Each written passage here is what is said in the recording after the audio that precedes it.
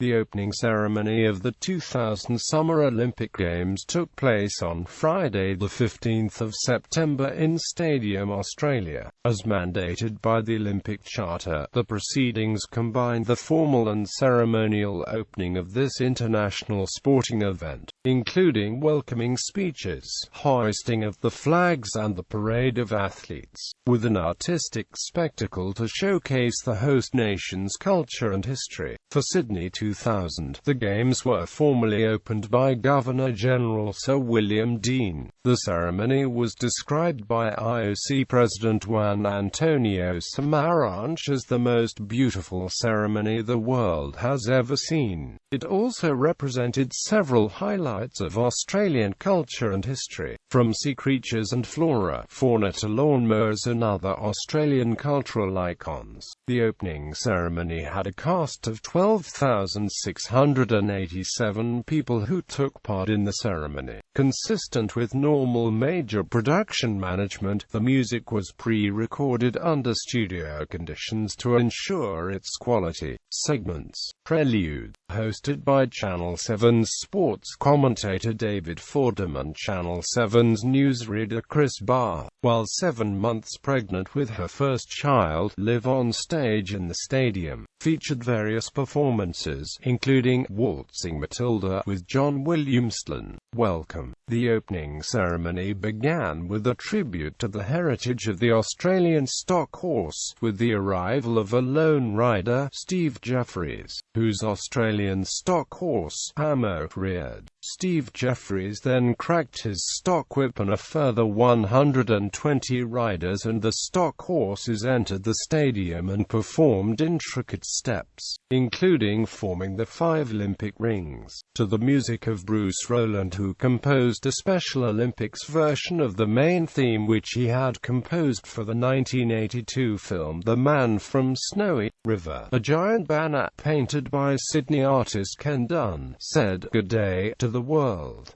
Segment director, Ignatius Jones. Costume designer, Christian Fredrickson. Graphic designer, Ken Dunbridge. Anthem. The Australian national anthem, Advance Australia Fair, was sung by both Human Nature and Julie Anthony, accompanied by the Sydney Symphony Orchestra under the baton of George Ellis. This took place after the arrival of the Governor-General Sir William Deane, the Prime Minister John Howard and the President of the IOC Juan Samaranch. Segment director, Ignatius Jones. Costume designer, Christian Fredrickson. Fanfare. Deep-sea dreaming. This segment celebrates Australia's affinity with the sea, with the stadium floor being turned into a beach setting. Nikki Webster arrives in beachwear and basks in the light. She seemed to fall asleep on the beach and drifts off into a dream. The performers represented the sea, and the various aquatic fauna appear and move around the arena floor. This was a tribute to the Great Barrier Reef off the coast of Australia. Nikki Webster was then hoisted up in the air by overhead wires and swam with the sea creatures. Other swimmers were also present, being coached by Australian swimming coach Laurie Lawrence. Elena Katz-Chernan composed the music for this section, which was performed by the Sydney Symphony Orchestra and Sydney Children's Choir. Segment director and AMP choreographer, Merrill Tankard. Assistant director and AMP choreographer, Stephen McTaggart. Designer, Dan Potra. Costume designers, Dan Potra and Merrill Tankard. Awakening. The Awakening segment celebrated Australia's Aboriginal and Torres Strait Islander cultures, which date back thousands of years. A special welcome was made to countries competing at the Games, and Yolngu Elder and songman, Jakapa Munyarayan, guided Nikki Webster through the segment. Narration for the segment was by Wajari actor and TV personality Ernie Dingo.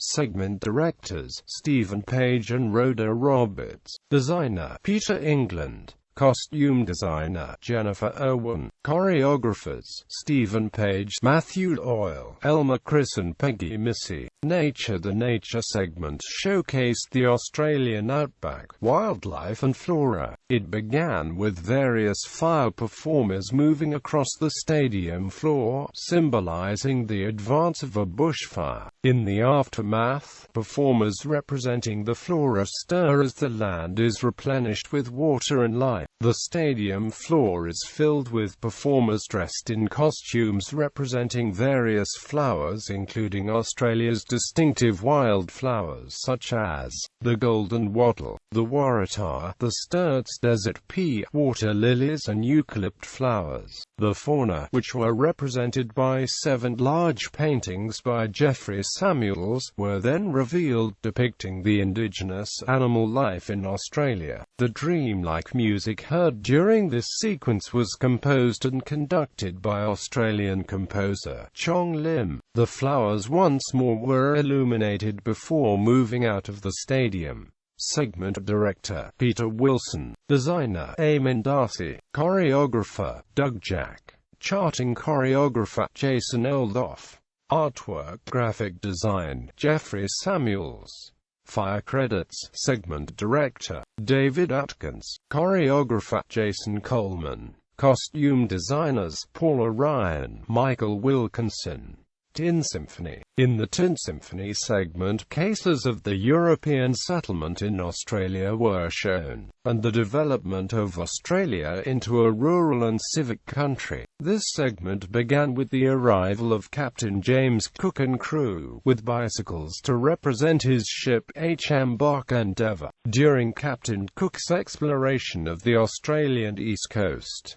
The performer acting as Captain Cook lit a firework to start the segment. A caged fake rabbit was shown aboard the ship. Tin Symphony Part 1. This rollicking reel, co-written and co-produced by Ian Cooper and John Frolick, copyright, includes an Irish jig montage with drums, bush sounds and voice. Closing square bracket.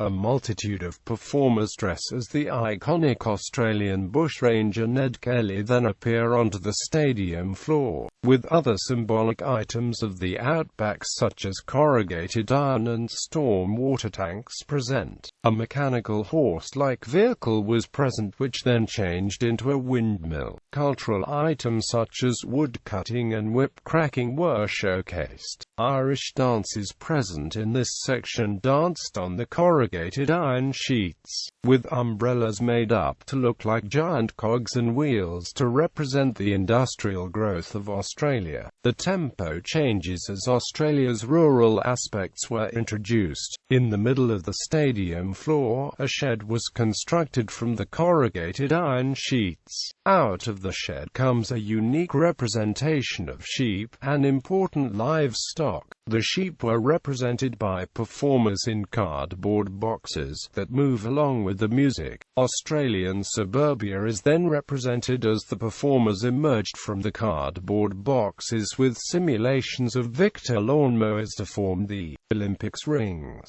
The giant mechanical horse then made another appearance before Nicky Webster gives an apple to it. The mechanical horse neighs to signify the end of the segment. Segment director Nigel Jameson, designer Dan Potra, choreographers Karen Johnson Mortimer, Doug Jack. Legs on the Wall, charting choreographer Jason Oldoff. Tin Symphony Part 1 co-written and co-produced by Ian Cooper and Amp John Frolick. Copyright baritone vocals Dallas Watts. Composed by, mixed by, engineer, guitar, bass guitar, percussion, vocals John Frolick. Composed by, mixed by, engineer, violin, viola, double bass, keyboards, percussion, vocals Ian Cooper. Guitar David Blenkhorn. Soprano vocals Helena Cinderella. Tin whistle Glenn Henrik. Arrivals. The Arrivals segment of the ceremony celebrated Australia's multiculturalism aspects, introducing each continent with a float and costumes, symbolising each continent. Music composed by Pee Wee Ferris. The segment started with the African continent and its representatives dancing into the stadium wearing black costumes. Then a splash of yellow entailed the arrival of the Asian immigrants into Australia, led by two yellow Chinese lion dances. Europe was introduced by the colour green, further adding to the growing party on the stadium floor. Then another change of music and a splash of red symbolizing the arrival of people from the Americas. Finally, the people from the various Pacific islands, with an emphasis on New Zealand, came into the stadium in vivid blue costumes. The 5 floats maneuvered into a position to represent the respective colored rings. By the crescendo of the segment, 4 of the floats surround the African float as the performers from all the represented continents rushed out from the middle to form the Australia continent. The performers stood with arms outreached towards the audience, forming the coastline of Australia and thus symbolizing Australia's welcoming arms to people from all over the world. Then many children dressed in the Olympic colours flood into the arena and form a solid shape of Australia. As the performers from the sequence before leave the performance floor, Nikki Webster then performed the song Under Southern Skies, with 5 people representing each continent standing with her, as the children formed a large representation of the Southern Cross constellation with the lanterns. Segment director Lex Marinos, designer Eamon Darcy, costume designers Jeniki, Lisa Ho, Norma Morrisseau, Peter Morrissey, choreographer Jason Coleman. A new era and eternity. The next segment began with Adam Garcia standing on the central float in the middle of the stadium floor. He began his performance by tap dancing and inviting more performers onto the stadium. More dancers filed onto the stands where the audience was sitting, who also joined in with performance. Several cherry-picker cranes in the center with the floats began to slowly rise up with the crescendo of the music. The dances symbolized the workers building a new Australia for the future. The dancers in the stands rushed out onto the stadium floor to join the fellow dancers. Some of the dancers held square sheets of steel that they both danced on and held in the hands to reflect light out as they danced. By the finale of this segment, large steel frames rose from each float to form a tall structure. In the middle were Nikki Webster and the Aboriginal elder, who looked wondrously out into the audience, surveying the workers. Then, as the close of the presentation comes near, the performers from the other segments all come out and join in with the dancers already dancing. A large representation of the Sydney Harbour Bridge composed of sparklers is set off in the middle of the stadium with the word eternity shown in the middle of the bridge. Segment director and amp designer Nigel Triffett. Tap choreographer Dean Perry. Choreographer Doug Jack Mandala. Airboard choreographer Jason Coleman. Bridge graphic design Ken Dunn. Sydney 2000 Olympic Band. A massed Millennium marching band of 2,000 musicians performed both Australian and international classics. The band consisted of 1,000 Australian musicians, with the remaining 1,000 musicians being from other countries around the world. The massed band was so large that 6 conductors were required for the segment. The band members wore bone riding coats which had been especially modified for the band members. The band was the only live sound creator of the night. All other sounds, including the tap dances' taps, were pre-recorded. The Millennium Marching Band continues as a secondary public school ensemble in New South Wales. Now named the NSW Public Schools Millennium Marching Band, the band performs at large-scale and televised events in both Australia and overseas.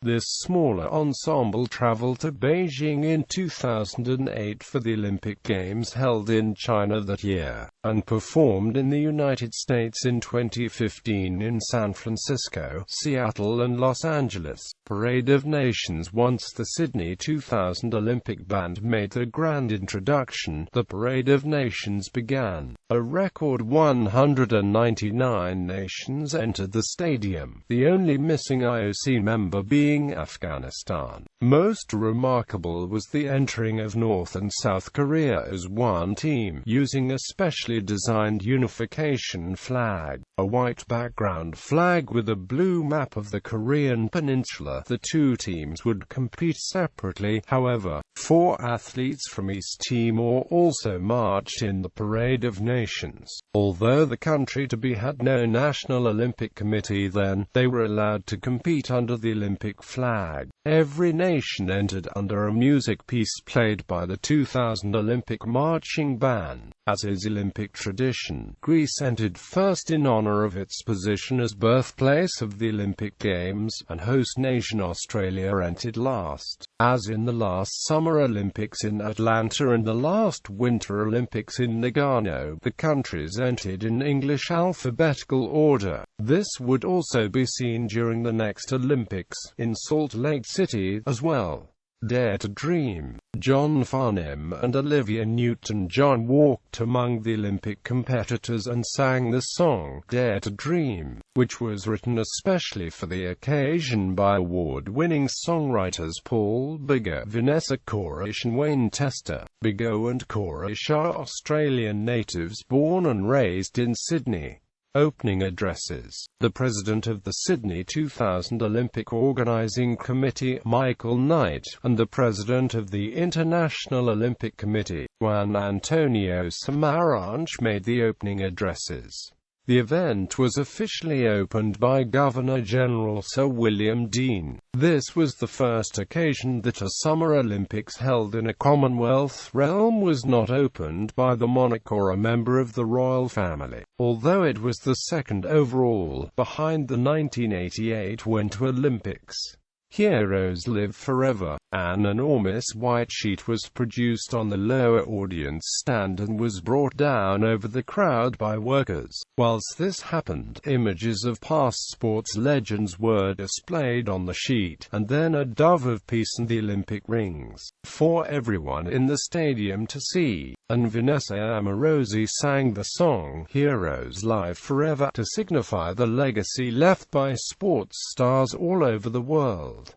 The Olympic flag. The Olympic flag was carried around the arena by 8 former Australian Olympic champions: Bill Roycroft, Murray Rose, Leanne Tooth, Gillian Rolton, Marjorie Jackson, Lorraine Crapp, Michael Wendon and Nick Green. During the raising of the Olympic flag, the Olympic hymn was sung in Greek by the Millennium Choir of the Greek Orthodox Archdiocese of Australia. The opening ceremony concluded with the lighting of the Olympic flame. Tina Arena and the Sydney Children's Choir performed the flame before former Australian Olympic champion Herb Elliott brought the Olympic flame into the stadium. Then, celebrating 100 years of women's participation in the Olympic Games, a former Australian women Olympic champions and medalists, Betty Cuthbert and Raylene Boyle, Dawn Fraser, Shirley Strickland, Delahanty, Shane Gould and Debbie Flintoff-King brought the torch through the stadium, handing it over to Kathy Freeman. Freeman then climbed a long set of stairs towards a circular pool of water. She walked into the middle of the water and ignited the cauldron around her feet in a ring of fire. The cauldron then rose out from the water above Freeman's head, and then was transported up a long waterfall, where it reached its final resting place, high above the stadium. The planned spectacular climax to the ceremony was delayed by the technical glitch of a computer switch that malfunctioned, causing the sequence to shut down by giving a false reading. This meant that the Olympic flame was suspended in mid-air for about 4 minutes, rather than immediately rising up the waterfall to the top of the stadium. When the cause of the problem was discovered, the program was overridden and the cauldron continued its course, and the ceremony concluded with a spectacular fireworks display. Concept: Rick Birch, Michael Scott Mitchell.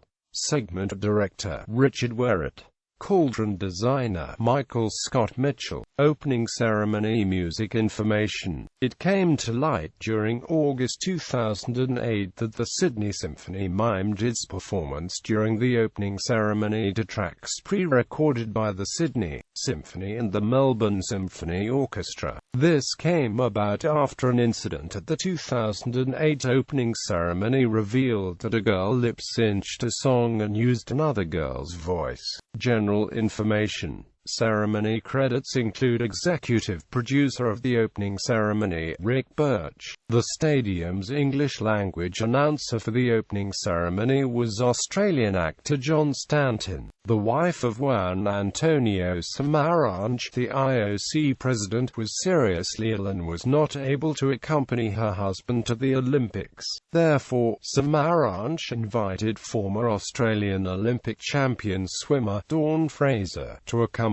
him at the ceremony. Dawn Fraser explained some of the cultural references in the display section to him. The young girl singer, who featured throughout much of the early part of the opening ceremony, was Nikki Webster. Other musical performers taking part during the opening ceremony were Olivia Newton-John and John Farnham, Vanessa Amorosi and Tina Arena.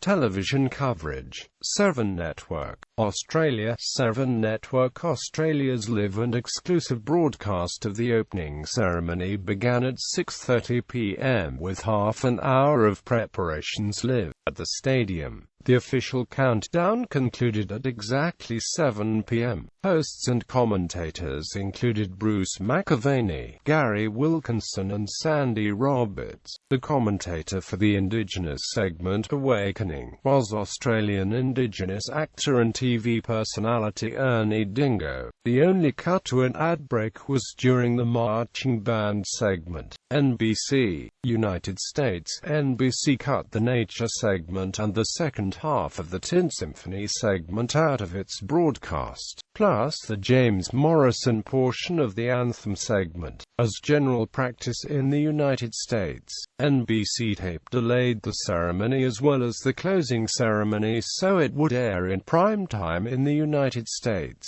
The ceremonies and many key events would otherwise air during the middle of the night when almost everybody was asleep. TVNZ, New Zealand. TVNZ viewers experienced a technical problem with the satellite feed during the Prelude and Welcome segments and therefore did not see the countdown live. BBC, United Kingdom. BBC Television covered the ceremony from 9 a.m. BST. BBC One showed the coverage until 1:00 when the coverage moved to BBC Two due to the overrun coverage. Steve Ryder and Sue Barker hosted and Barry Davis was the commentator for the ceremony. Around 3.6 billion viewers watched the opening ceremony on TV, with a further 2.4 billion watching the closing ceremony.